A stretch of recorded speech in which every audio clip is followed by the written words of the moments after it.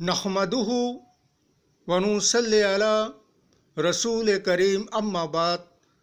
पश्चिम बंगला का पीर फुरफुरा दरबार शरीफ मुजद्दिदिया जमान पीर अबू बकर सिद्दीक रहमतुल्लाह अलैहि का संगठन ऑल इंडिया मुजद्दिदिया मिशन सर्वधर्म सम्मेलन कमेटी के सदस्यों हैं हम।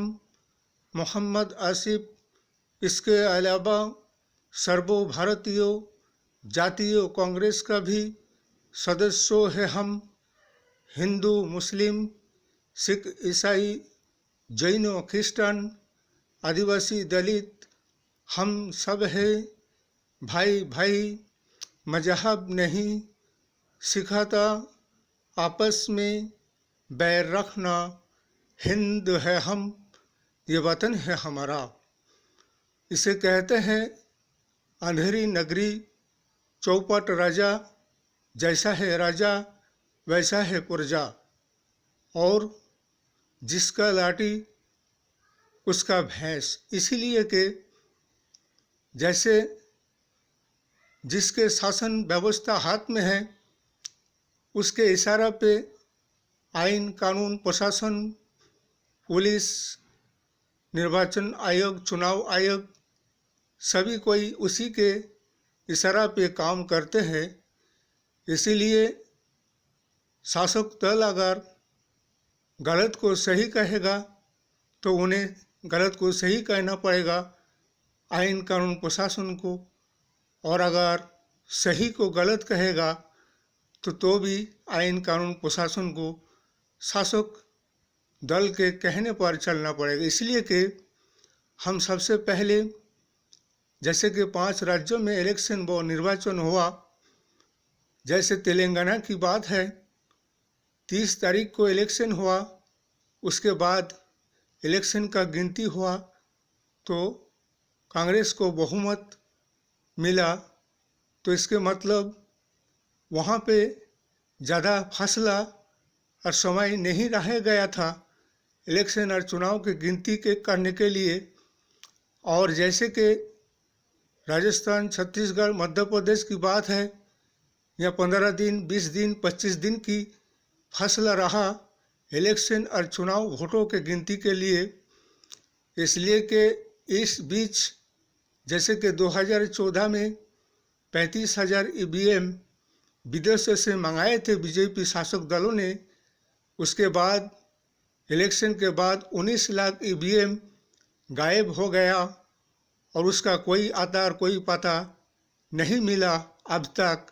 इसलिए इसके लिए जिम्मेदार चुनाव आयोग निर्वाचन कमीशन, इसलिए कि ये कांग्रेस 3 राज्यों में इलेक्शन जीत कर भी हारा, इसलिए कांग्रेस हारा नहीं बल्कि उसको हराया गया है। इसीलिए कि ये ईवीएम जो 19 लाख ईवीएम जो गायब है, उन ईवीएमों को इतने दिनों के फैसला के बीच में इन्हें बदल कर अपने इच्छा के अनुसार उसमें वोट डालकर बीजेपी शासक ने वहाँ रख दिए और जनगण के जनमत अधिकार की पेटियों को गायब कर दिए।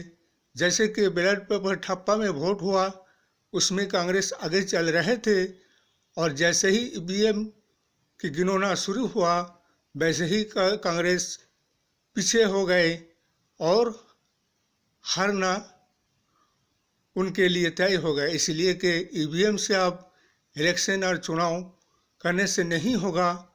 हमारे सारे विरोधी दल संगठन इंटरनेशनल इंडिया 26 दल संगठनों से यही कहना है, आने वाले 2024 के लिए तैयार होना है।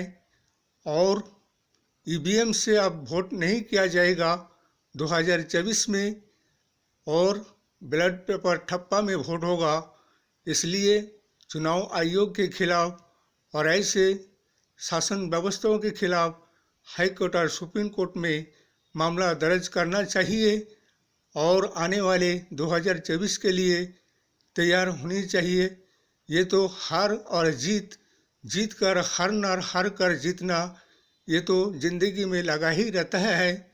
इसलिए कि जैसे ही चुनाव जीत कर राजस्थान में बीजेपी आए, वैसे ही कहते हैं क्या वो एक बाबा कौन है कि नाबालक नाथ, वो आकर जनगण को धमकी देने लगा।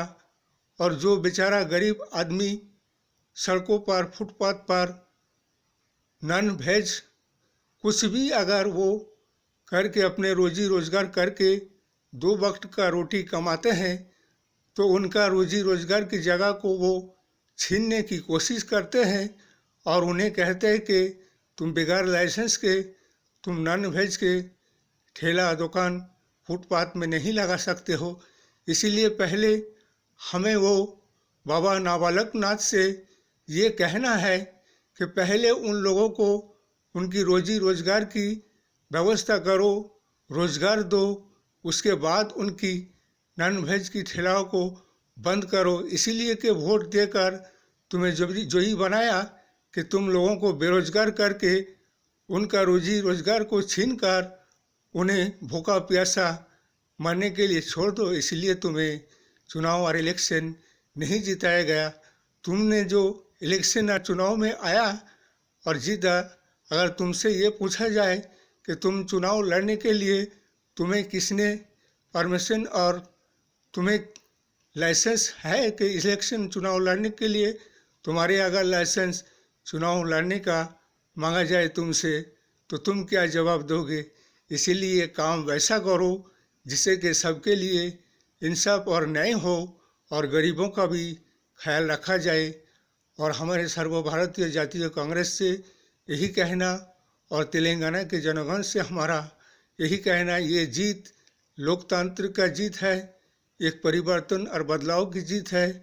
और 2024 के लिए हमारे 26 दल संगठन इंटरनेशनल इंडिया को ताल से ताल मिलाकर 543 सीट 29 राज्यों में बीजेपी के खिलाफ सिर्फ एक ही कैंडिडेट खड़ा किया जाएगा लोकसभा निर्वाचन में, और बैलेट पेपर से इलेक्शन और निर्वाचन होगा।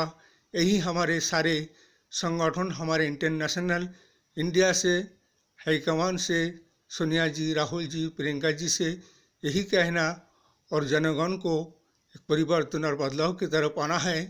इस वीडियो को ज़्यादा से ज़्यादा शेयर कीजिएगा, लाइक दीजिएगा, सब्सक्राइब कीजिएगा।